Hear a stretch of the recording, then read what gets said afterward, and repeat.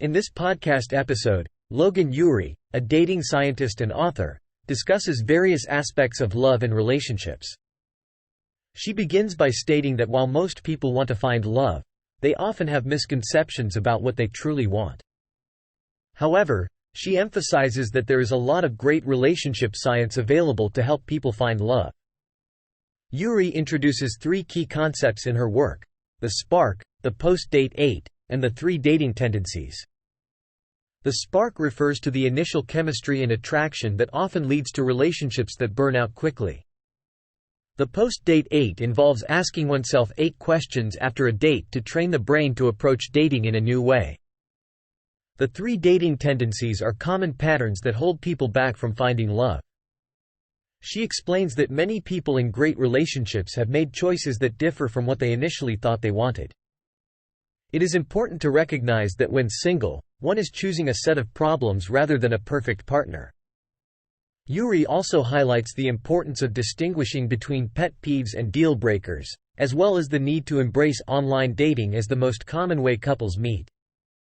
Ury then shares some tips for creating a great profile on the dating app Hinge. She also asks listeners to subscribe to the podcast, promising to make the show better in return. When asked why her work matters, Ury explains that most people want to find love, but they often struggle and get in their own way. She aims to help people understand the blind spots that hinder their search for love and to help them develop new patterns and habits. The conversation then shifts to the current state of love, dating, and sex in society. Ury points out that modern dating is relatively new in the span of human history, and people are struggling with it because they were not designed to date this way. She believes that while humans are born knowing how to love, they are not born knowing how to date. Therefore, her work focuses on teaching people how to date effectively. Ury describes herself as a behavioral scientist turned dating coach. She works with individuals to help them find love and also conducts research as the director of relationship science at Hinge.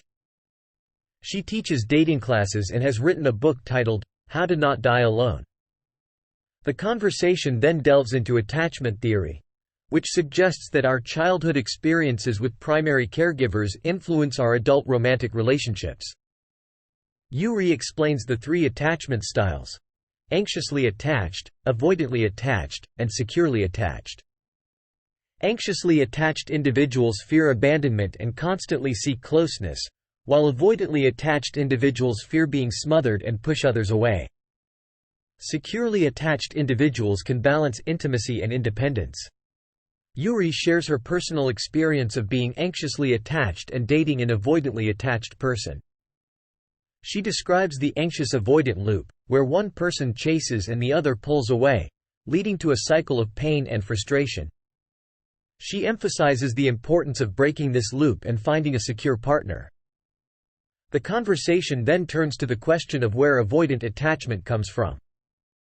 Ury explains that while attachment theory suggests it stems from childhood experiences, it is not solely the fault of parents. Other societal factors and biological reasons may contribute to attachment styles. She also mentions that about 25% of people can change their attachment style through self-work. Ury and the host discuss the dynamics of their own relationships. The host shares that he was avoidantly attached for most of his life but is now in a relationship with someone who is both secure and anxiously attached. They describe how their attachment styles interact and trigger each other, leading to moments of conflict and the need for emotional regulation. Ury provides strategies for both avoidantly and anxiously attached individuals. Avoidantly attached individuals can learn to be clear about their needs, focus on the positives, and override their critical thoughts. Anxiously attached individuals can distract themselves, seek support from friends, and consider alternative perspectives. The conversation continues with a discussion on the addictive nature of the anxious-avoidant loop. Ury explains that the intermittent reinforcement of attention and affection from avoidant partners can be addictive, similar to how slot machines work. She encourages people to seek secure partners who provide consistent love and attention. Ury continues by explaining the concept of attachment styles, which are patterns of behavior and emotional responses that individuals develop in relationships. She specifically focuses on the anxious and avoidant attachment styles. Anxious individuals tend to seek closeness and reassurance in relationships, while avoidant individuals tend to value independence and distance. Ury emphasizes the importance of understanding one's attachment style and how it can impact relationships. She explains that individuals with anxious attachment styles often have a fear of abandonment and may exhibit clingy or needy behavior. On the other hand, individuals with avoidant attachment styles may have difficulty with intimacy and may distance themselves emotionally. She discusses the toxic cycle that can occur in relationships between anxious and avoidant individuals. The anxious person tends to chase after the avoidant person, who in turn distances themselves further. This cycle can be detrimental to the relationship and lead to feelings of frustration and insecurity. Ury suggests that individuals should not jump to conclusions or create problems before there is evidence of a real issue in the relationship. She encourages open communication and understanding between partners to address any concerns or misunderstandings. She shares a personal story about her own relationship, highlighting how she and her partner overcame their avoidant and anxious tendencies. They made the choice to break the cycle and work on their relationship, which ultimately led to a stronger and healthier connection. Ury introduces the concept of the secretary problem, which is a mathematical approach to knowing when to stop searching for a partner and make a choice. The idea is to go through a certain percentage of potential partners and then choose the first person who is better than the previous benchmark. This approach challenges the idea of constantly searching for the perfect person and encourages individuals to focus on building a great relationship with someone who is already a good match. She also discusses the concept of being a maximizer, someone who constantly seeks the perfect partner and has unrealistic expectations. Ury explains that maximizers often struggle to find a suitable partner because they are always waiting for someone better to come along. She advises maximizers to focus on finding someone amazing and building a relationship with them, rather than constantly searching for perfection. Ury addresses the issue of the ick, which is a trendy term used to describe when someone suddenly loses interest in a potential partner due to a small, often trivial, detail or behavior. She suggests that people should not let these minor annoyances become deal breakers and instead focus on the bigger picture and connection with the person. She also discusses the three dating tendencies: the romantic, the maximizer, and the hesitator. The romantic has unrealistic expectations of relationships, the maximizer has unrealistic expectations of their partner, and the hesitator has unrealistic expectations of themselves. Ury advises individuals to be aware of their tendencies and work on developing more realistic expectations in order to improve their dating experiences. She also talks about the concept of sober dating, which has become more popular, especially among younger generations. Ury explains that many people prefer to meet their potential partners without the influence of alcohol, as it allows them to truly get to know the person and avoid potential anxiety or mental health issues the next day. Ury then delves into what makes a great date, encouraging individuals to think about the parts of themselves that often don't come out during dates. She suggests designing a date that emphasizes the side of you that you want to showcase, whether it's your funny side, adventurous side, or any other aspect of your personality. The goal is to create an environment where you can be less in control and more playful, allowing for a deeper connection to form. She also addresses the issue of shallow conversation and small talk during dates. She explains that people are drawn to emotional vulnerability and want to go deep in conversations. Ury advises individuals to share stories rather than just facts, as it allows for a more meaningful connection. By opening up and sharing deeper thoughts and feelings, you create a safe space for your date to do the same. Ury then discusses the correlation between vulnerability and self-esteem.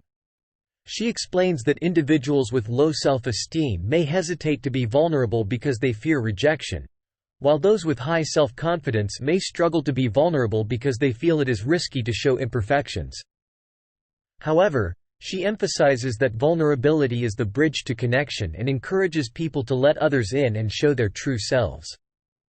She also touches on the impact of technology on dating. She highlights the research that shows how the presence of a phone, even if it's face down or off, can hinder the depth of conversation and make people feel less safe to share. Ury advises putting phones away and out of sight during dates to create a distraction-free environment that fosters deeper connections. Ury also addresses the issue of dating preferences, particularly when it comes to height filters on dating apps. She explains that setting restrictive filters, such as only dating people over 6 feet tall, limits the pool of potential partners and may prevent individuals from connecting with someone who could be a great match.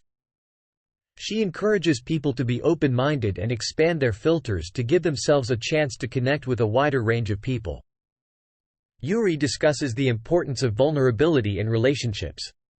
She shares her own journey of learning to be more vulnerable and how it has deepened her connections with others. Ury emphasizes that vulnerability allows people to feel closer and more connected, as it creates a safe space for both partners to be their authentic selves. Ury introduces the concept of the spark versus the slow burn in relationships. The spark refers to the initial chemistry and excitement that can often lead to relationships that burn out quickly.